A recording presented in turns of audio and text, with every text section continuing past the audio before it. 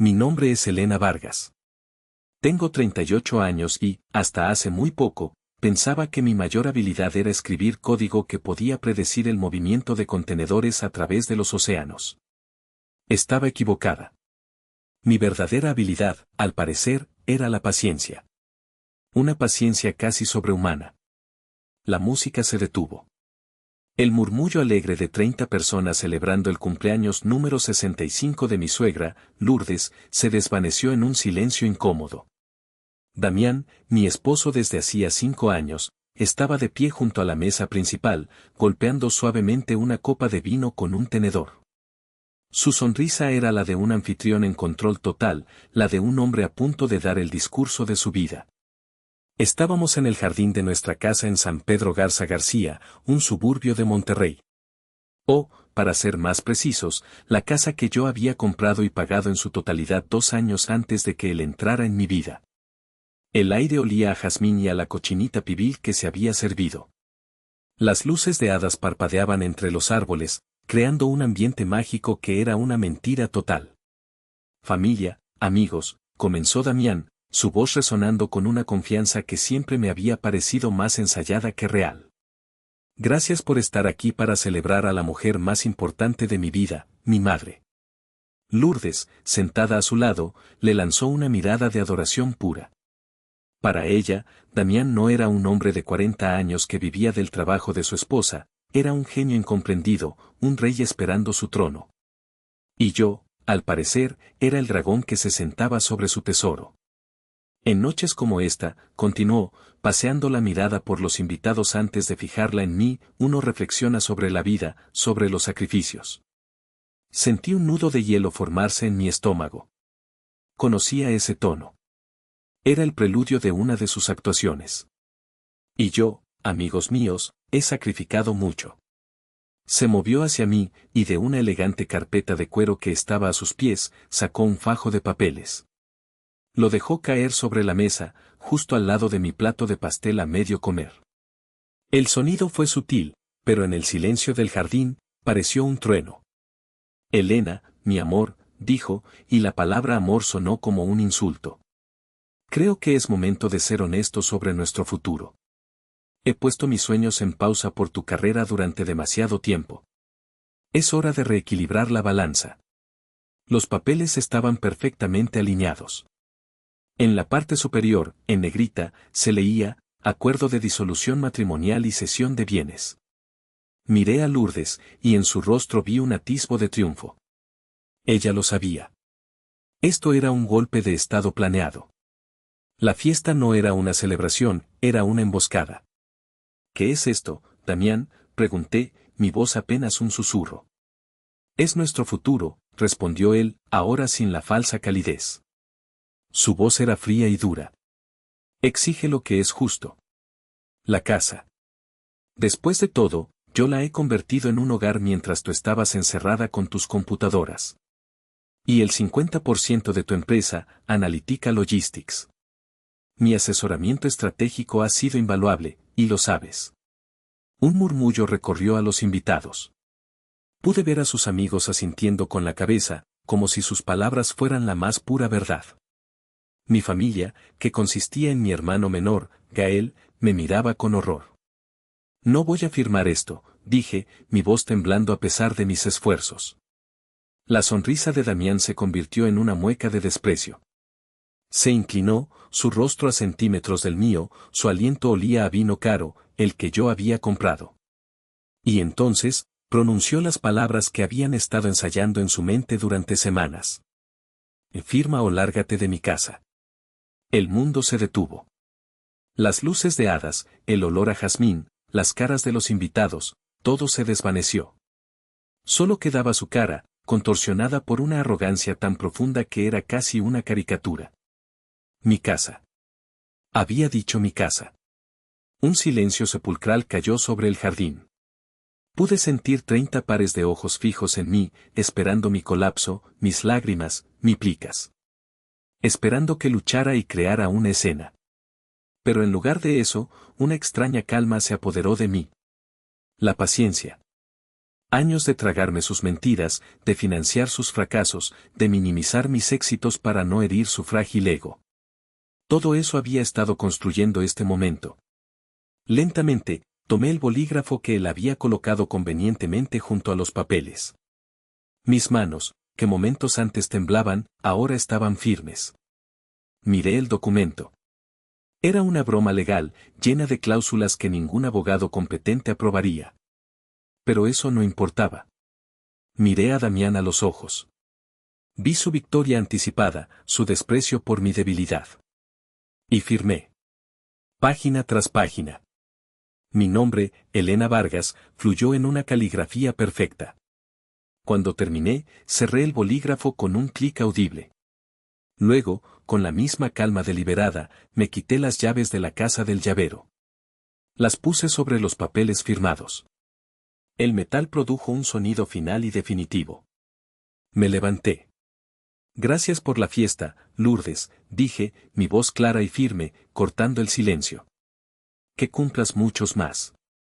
Y sin mirar atrás, salí de mi propio jardín, atravesé mi propia casa y salí por la puerta principal, llevando nada más que mi bolso y la abrumadora certeza de que la guerra no acababa de empezar.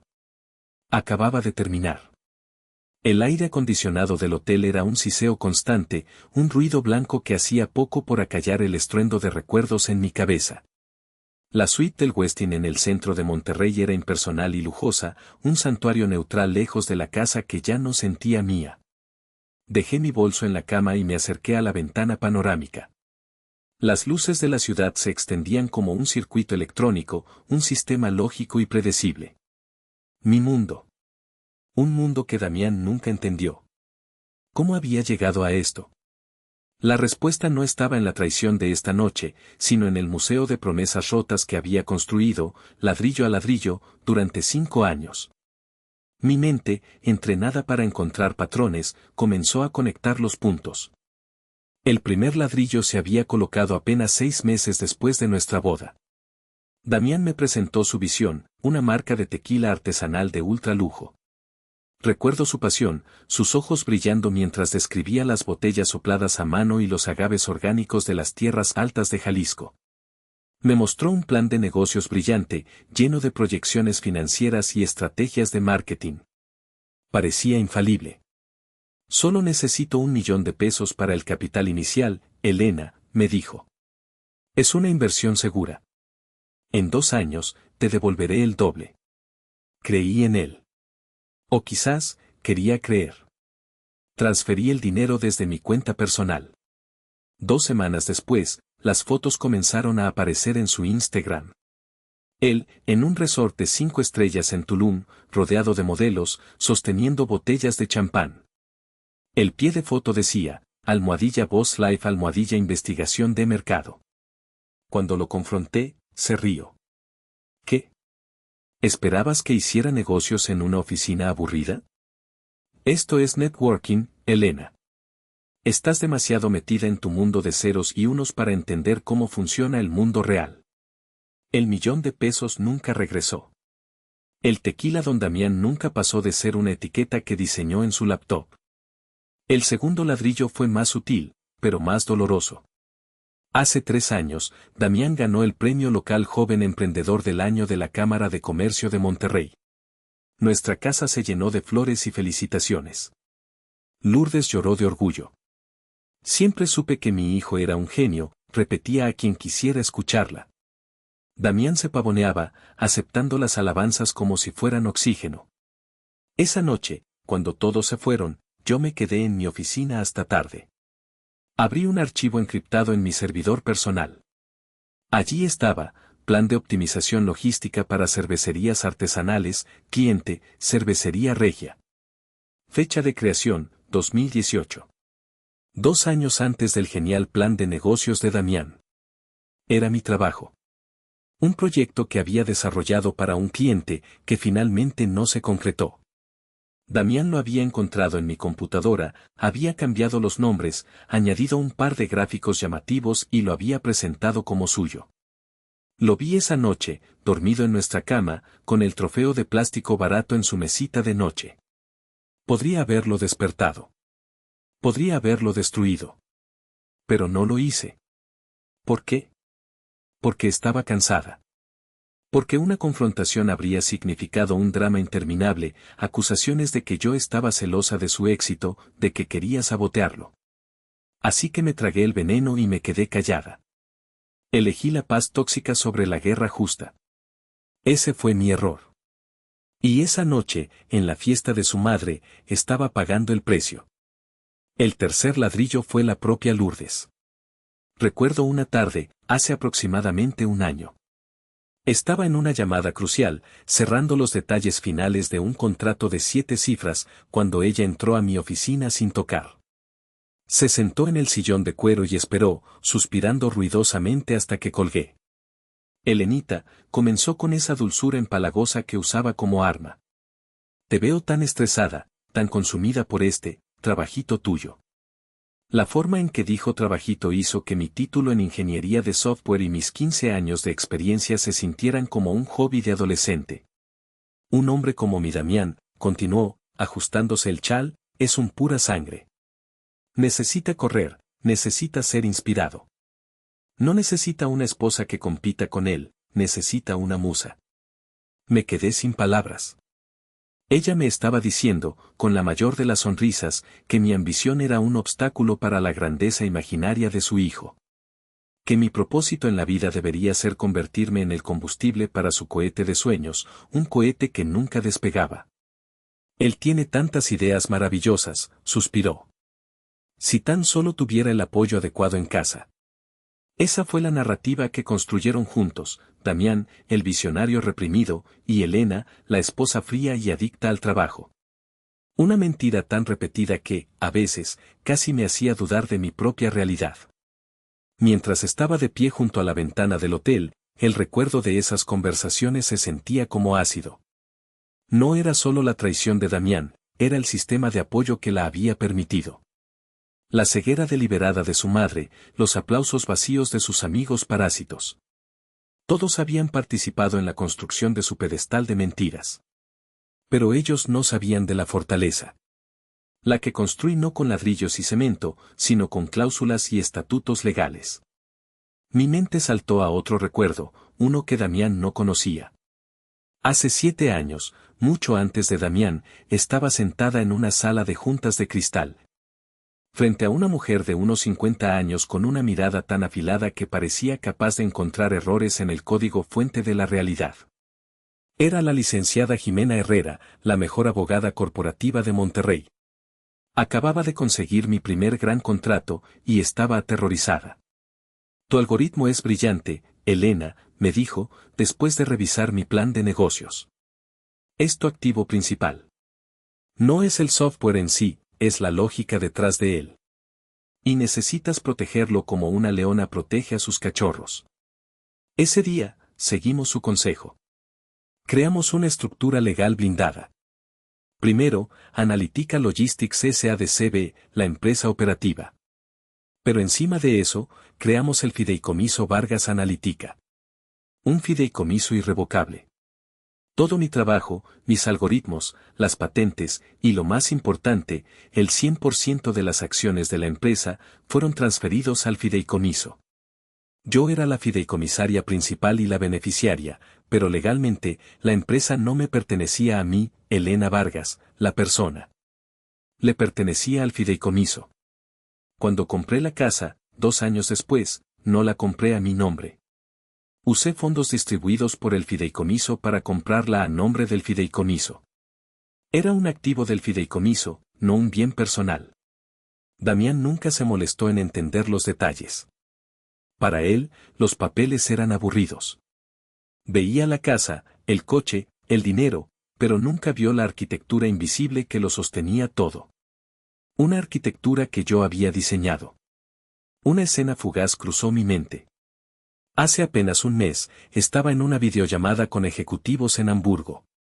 Estábamos negociando en alemán los términos finales de la adquisición de mi empresa por parte de Afen Logistic GmbH, uno de los conglomerados navieros más grandes del mundo. Un acuerdo de 500 millones de pesos.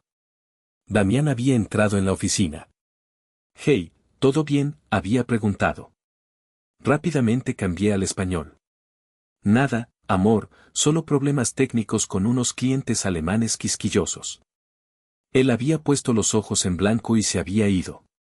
Alemanes, había murmurado, como si eso lo explicara todo. La ironía era casi poética. Él me veía como una simple técnica, una nerd que no entendía el mundo real de los negocios.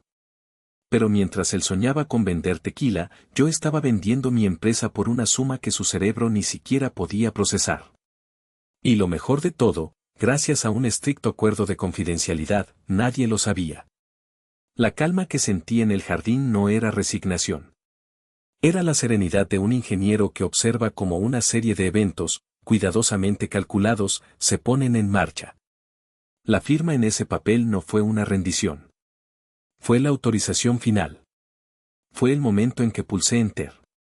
Y sabía, con una certeza absoluta, que el sistema que él había intentado hackear estaba a punto de ejecutar un borrado total y definitivo de su existencia en mi vida. La mañana después de la fiesta, me desperté en la impersonal suite del hotel sintiendo una claridad que no había experimentado en años.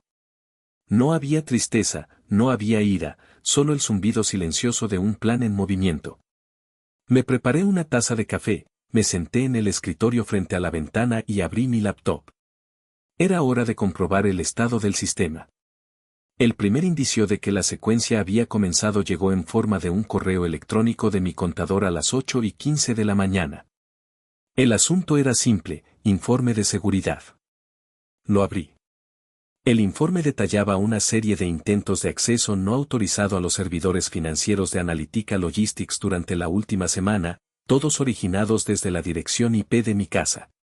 Damián, en su infinita arrogancia, había estado intentando descargar los informes de valoración de la empresa.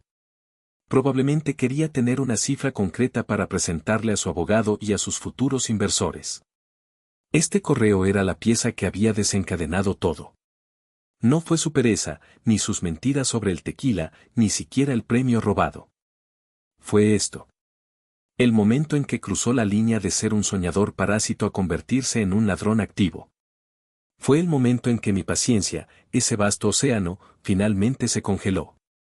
Allí, en la soledad de mi oficina en casa, con la prueba irrefutable de su traición en mi pantalla, fue cuando llamé a la licenciada Jimena Herrera. Lo sabía, fue lo primero que dijo Jimena, su voz sin sorpresas. Presentía que algo así pasaría. Los hombres como él, Elena, confunden la paciencia con la debilidad. Le conté sobre la emboscada en la fiesta, sobre las palabras exactas que usó, firma o lárgate de mi casa. Pude escuchar el leve sonido de sus dedos tecleando rápidamente. Perfecto, dijo. Eso es coacción, y lo hizo frente a testigos. Pero ni siquiera necesitaremos eso. El documento que firmaste es, legalmente hablando, una obra de ficción. No puedes ceder la propiedad de algo que no te pertenece a ti como individuo. La casa es del Fideicomiso Vargas Analytica. Los papeles que firmaste son tan válidos como si hubieras intentado venderle el Palacio de Bellas Artes. Hizo una pausa, y casi pude ver su sonrisa depredadora a través del teléfono. De hecho, es mejor que eso. Al firmar un documento que exige la propiedad de un bien del fideicomiso, él ha creado un registro en papel de su intento de cometer fraude. Es una confesión firmada. Tu firma no lo validó a él, lo incriminó a él. Entonces, le envié el mensaje de una sola palabra desde debajo de la mesa en la fiesta, inicia. Esa palabra desencadenó una cascada de acciones que habíamos preparado hacía semanas. Jimena y su equipo tenían un conjunto de instrucciones, un protocolo que se activaría con esa única señal. Era un script de ejecución, igual que los que yo escribía para mis sistemas. Y ahora, desde la ventana de mi hotel, estaba a punto de ver los resultados en tiempo real. Volvamos a la escena de la firma. Mientras levantaba el bolígrafo, no solo envié el mensaje de texto. También activé una aplicación en mi teléfono. Una grabadora de audio. La ley en Nuevo León permite la grabación de conversaciones si una de las partes consiente, y yo consentía de todo corazón. Cada una de sus amenazas, cada una de sus arrogantes demandas, su declaración de mi casa, Todo estaba guardado, con fecha y hora, en un servidor seguro en la nube. Mi mente se centró en los detalles de la ejecución. No era solo un acto de venganza, era una depuración sistemática de un virus que había infectado mi vida. Damián no entendía que su lujoso estilo de vida no estaba sostenido por magia, sino por una compleja red de cuentas y pagos automáticos que yo controlaba. Su Porsche no estaba a su nombre, estaba arrendado a través de la empresa. Su membresía en el club de golf, su entrenador personal, su línea telefónica ilimitada, incluso la suscripción a las revistas de emprendedores que dejaba esparcidas por la casa. Todo estaba vinculado a la cuenta corporativa. Él creía que yo era una simple ingeniera, una mujer absorta en su trabajo. No se dio cuenta de que la misma mente que podía orquestar el movimiento de miles de productos a través de fronteras internacionales, también podía orquestar el desmantelamiento de su pequeña y fraudulenta existencia con una precisión quirúrgica. Había una última pieza del rompecabezas que Damián desconocía por completo. La llamada con los ejecutivos alemanes no era solo una negociación. Era la finalización de la venta de Analytica Logistics a Afen Logistic GmbH. El acuerdo se había cerrado hacía una semana. El dinero, los 500 millones de pesos, no estaba en mi cuenta bancaria. Estaba seguro, en una cuenta de depósito en garantía, esperando ser transferido directamente al fideicomiso Vargas Analytica tan pronto como el anuncio público se hiciera oficial. Damián estaba luchando por las obras de un banquete que ya había sido retirado de la mesa. Estaba intentando robar un castillo de arena mientras un tsunami silencioso se dirigía directamente hacia él. La firma en ese papel no fue el final de mi historia. Fue el prólogo de la suya. Y yo, la autora, estaba a punto de escribir el último capítulo. Damián se despertó con el sol de Monterrey entrando a raudales por las ventanas del dormitorio principal. Se estiró en la cama de 2 por 2 metros, una sonrisa perezosa en su rostro. Era el rey en su castillo. La noche anterior había sido una obra maestra. La cara de Elena cuando firmó, esa deliciosa mezcla de shock y derrota. Había celebrado hasta altas horas de la noche con sus amigos más cercanos, bebiendo mi mejor vino directamente de la botella, contándoles cómo finalmente había puesto en su lugar a la reina de hielo. Su primer pensamiento fue un café. Se levantó, se puso una bata de seda, comprada por mí, y bajó las escaleras. Presionó el botón de la cafetera de alta gama. Nada. La pantalla estaba muerta. Frunció el ceño. Qué raro. Probablemente un fusible. Intentó encender la televisión de 80 pulgadas en la sala de estar. Tampoco funcionaba. Elena y su estúpida tecnología de casa inteligente, murmuró. Decidió que necesitaba su dosis de cafeína, así que tomó las llaves de su Porsche del cuenco de la entrada y se dirigió al garaje. El garaje estaba vacío. Se quedó paralizado. El espacio donde debería estar su brillante Porsche 911 color grafito estaba ocupado solo por una mancha de aceite. Corrió hacia la entrada, pensando que quizás lo había dejado afuera. Nada. Solo el césped perfectamente cuidado. Y pegado a la puerta principal, un sobreoficial de arrendamiento ejecutivo de Monterrey. Lo arrancó. Sus ojos escanearon el texto legalista, incumplimiento de las políticas corporativas, el vehículo, propiedad de Analytica Logistics S.A.D.C.B., ha sido recuperado por solicitud del titular de la cuenta. Una oleada de ira y confusión lo invadió. «¡Y esa perra!», gritó al aire de la mañana. Sacó su iPhone para llamar a su abogado, pero no había señal. La esquina superior izquierda de la pantalla mostraba sin servicio. Intentó conectarse al Wi-Fi. La red Vargas Home pedía una contraseña que no conocía. Corriendo de regreso adentro, buscó el teléfono fijo. Marcó el número de su abogado, un tipo llamado Morales que se anunciaba en vallas publicitarias con el lema, «Lucho por los hombres». Mientras esperaba a que Morales respondiera, su mirada se posó en su reflejo en el oscuro televisor.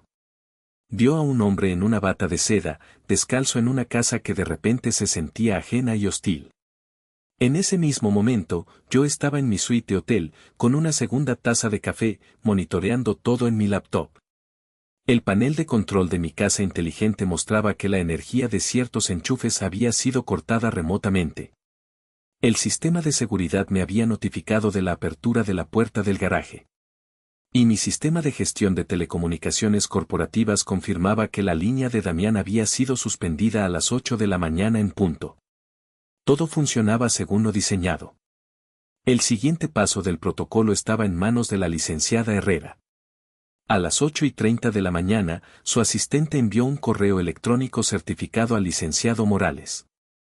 Adjunto iba una copia escaneada de la escritura de la casa, mostrando claramente al Fideicomiso Vargas Analytica como único propietario.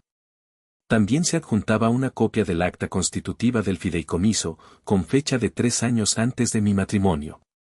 La llamada de Damián a su abogado no pudo haber llegado en un momento más oportuno. Morales. Soy Damián Reyes. Esa bruja de mi ex esposa se ha llevado mi coche, ladró Damián al teléfono tan pronto como Morales contestó. La voz de Morales sonaba tensa y aguda. Damián, espera, estoy viendo un correo electrónico que acaba de llegar de, oh, Dios mío. ¿Qué? ¿Qué pasa?, demandó Damián. Hubo un silencio, roto solo por el sonido de papeles siendo revueltos al otro lado de la línea. Damián, dijo Morales, su voz ahora un susurro ahogado. La casa, me dijiste que estaba a su nombre, ¿verdad? Sí, claro que sí. Y ahora es mía. La obligué a firmar. Y tengo los papeles aquí mismo. Damián, escúchame con mucho cuidado, dijo Morales, su pánico aumentando con cada palabra. La abogada de tu esposa, una tal Jimena Herrera, me acaba de enviar la escritura. La casa no está a nombre de Elena Vargas. Está a nombre de algo llamado Fideicomiso Vargas Analytica. ¿Y eso qué significa?, espetó Damián, la impaciencia vibrando en su voz. Y entonces, llegó el grito. Un grito agudo, lleno de pánico y la comprensión repentina de un desastre profesional. Significa que nunca fue de ella para empezar. Significa que no podía cedértela aunque quisiera. Significa que el papel que le hiciste firmar no vale ni para limpiarse. Peor aún. Dios, Damián, ese papel es una confesión de que intentaste defraudar a un fideicomiso. Damián se quedó mudo. Pude imaginarlo perfectamente, su rostro enrojeciendo, su cerebro tratando de procesar una realidad que no encajaba con su narrativa de victoria. ¿Qué estás diciendo?, tartamudeó. Estoy diciendo que te vayas de esa casa ahora mismo, gritó Morales. No eres el dueño, eres un ocupante ilegal. Herrera me está amenazando con cargos criminales. Damián, cometiste un error catastrófico. Damián colgó el teléfono. El silencio en la casa debió ser ensordecedor. El rey estaba desnudo en su castillo prestado. Pero la depuración del sistema aún no había terminado. A las 9:15 de la mañana, Damián, ahora vestido con jeans y una camiseta, salió de la casa y se subió a un Uber. Su primer destino, su banco. Necesitaba dinero. Entró con la arrogancia que le quedaba y le entregó su tarjeta de débito al cajero. Quisiera retirar todo el saldo de esta cuenta, por favor, dijo. El cajero tecleó. Y luego frunció el ceño. Señor Reyes, esta cuenta conjunta tiene un saldo de 17 pesos. Eso es imposible, dijo Damián, incrédulo. Ahí debería haber. Lo siento, señor. Hubo una transferencia saliente esta mañana temprano por la totalidad de los fondos a una cuenta principal. Al parecer, usted es solo un titular secundario y la titular principal tiene ese derecho. Derrotado y furioso, fue a su lugar favorito para almorzar, un restaurante caro donde siempre pagaba con su tarjeta American Express corporativa. Pidió el corte de carne más caro y una botella de vino. Cuando llegó la cuenta, entregó la tarjeta con un gesto magnánimo. El mesero regresó unos minutos después, con una expresión de disculpa. Señor, lo siento mucho. La tarjeta ha sido declinada. Pásala de nuevo, ordenó Damián. Ya lo intentamos 3 veces, señor. Dice, cuenta cerrada por el administrador. Todas las miradas en el restaurante se volvieron hacia él. Damián, el gran empresario, el hombre de mundo, no podía pagar su almuerzo. Tuvo que llamar a uno de sus amigos parásitos para que viniera a pagar la cuenta, una humillación que valía cada centavo que había gastado en ese corte de carne. Cada puerta que intentaba abrir se cerraba en su cara. Cada pilar de su identidad falsa se derrumbaba. Y yo lo veía todo desde la distancia, no con alegría, sino con la fría satisfacción de un cirujano que ha extirpado un tumor. El procedimiento era doloroso, pero necesario para la supervivencia. A pesar del caos de su mañana, Damián tenía un último as bajo la manga. O eso creía él. Esa misma noche era el gran lanzamiento de su más reciente y brillante idea, Alma Azteca, una plataforma de NFTs que, según él, revolucionaría el mercado del arte digital latinoamericano. Había alquilado un salón en el Hotel Habita, había invitado a docenas de potenciales inversores y a la prensa local.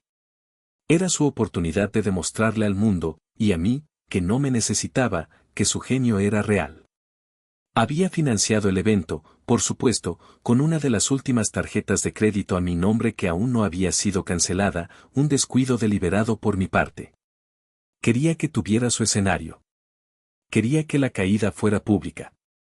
A las 7 de la tarde, yo estaba sentada en un coche al otro lado de la calle del hotel, con mi hermano Gael a mi lado. Él sostenía una laptop, su rostro iluminado por el brillo de la pantalla.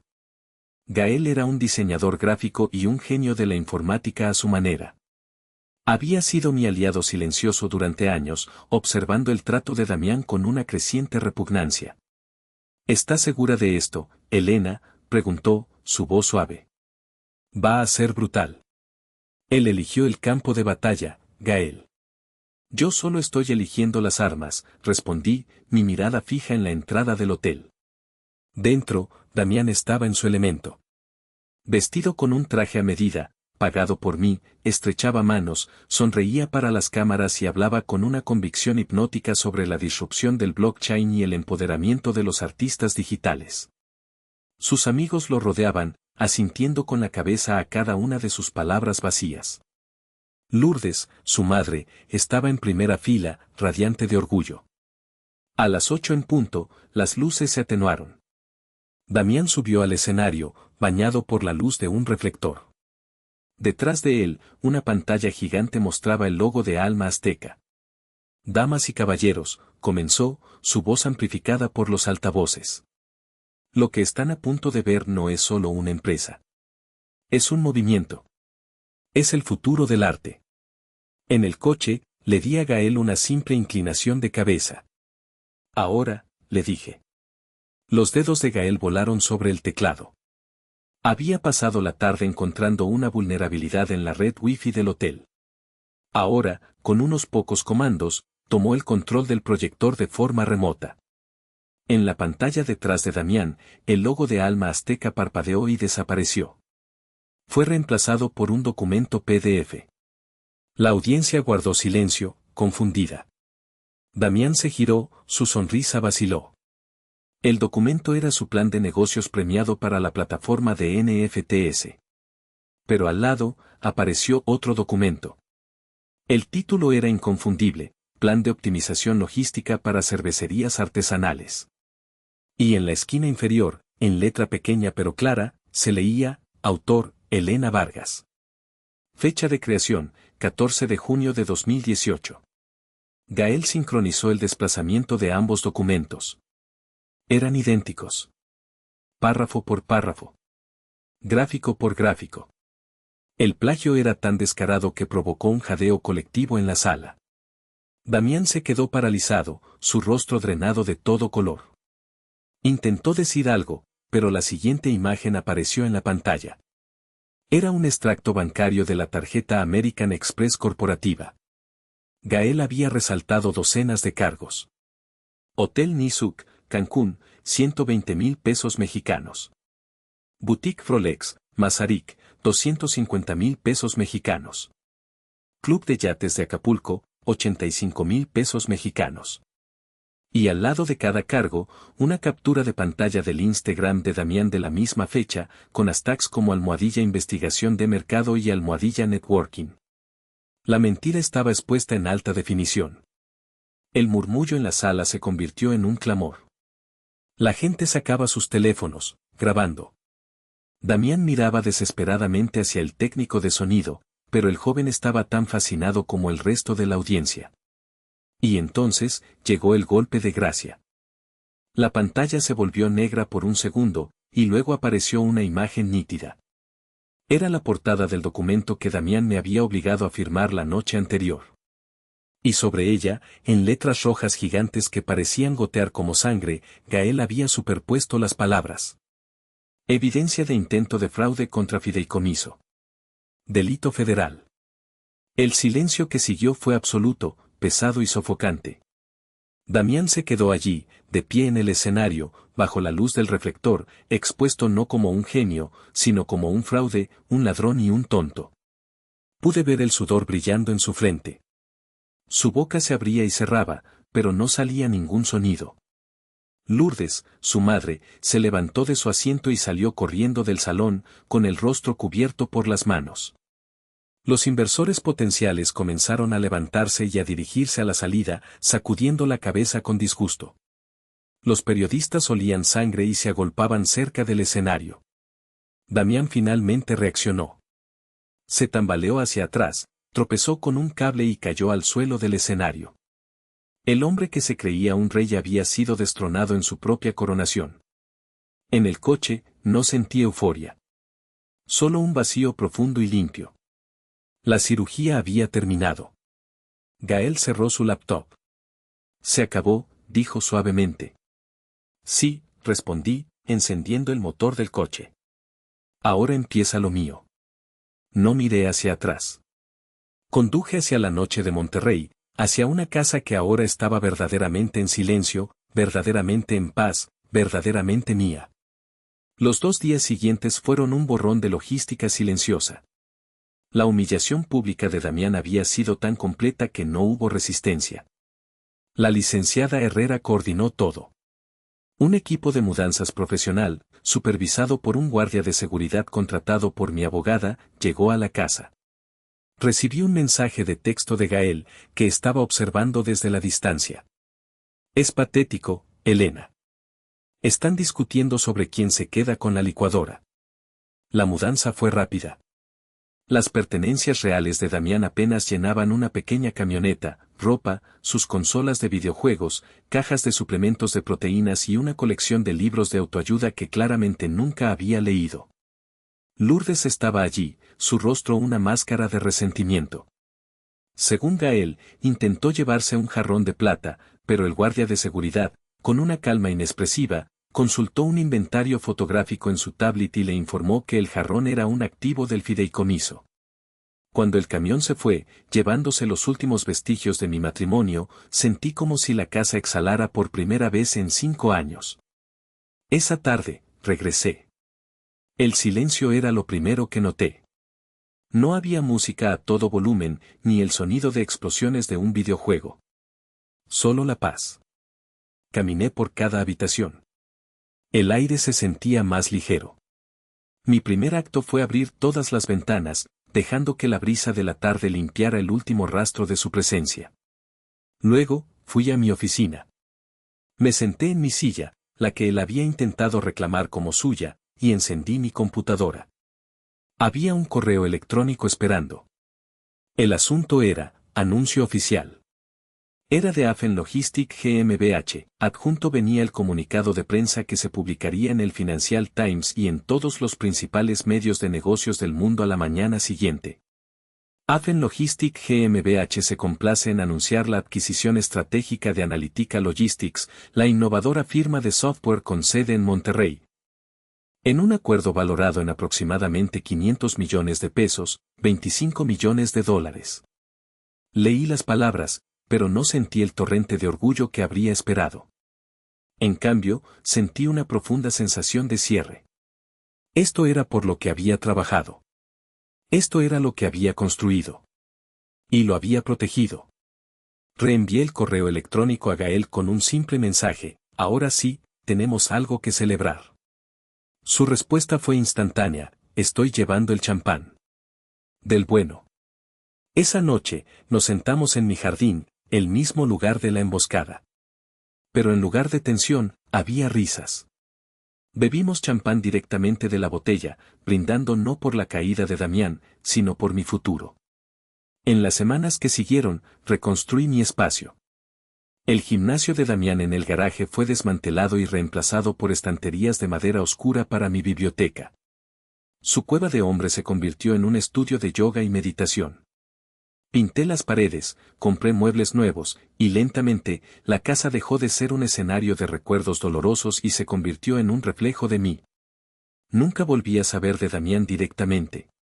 Escuché a través de terceros que se había mudado de nuevo al pequeño apartamento de su madre. Sus amigos desaparecieron. Su nombre se convirtió en una especie de chiste en los círculos empresariales de Monterrey. El hombre que iba a revolucionar el mundo se había convertido en una anécdota. Una tarde, meses después, estaba sentada en mi oficina, revisando los planos para la nueva sede europea de mi equipo dentro de Afen Logistic. La luz del sol entraba por la ventana, iluminando el polvo que bailaba en el aire. Estaba en paz. Mi teléfono sonó. Era un número desconocido. Dudé, pero contesté. Elena, dijo una voz de mujer, vacilante. No la reconocí. Sí, ¿quién habla? Soy la exnovia de Damián. La de antes de ti. Hubo una pausa. Solo quería decir, que vi las noticias. Y, gracias.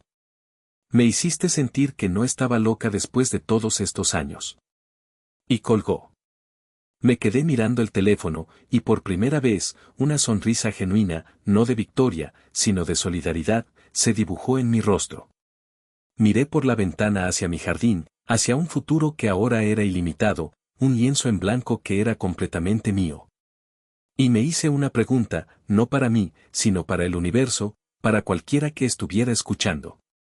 Dicen que vivir bien es la mejor venganza, pero a veces, para construir un futuro nuevo, tienes que quemar el pasado tóxico hasta la raíz. ¿O me equivoco?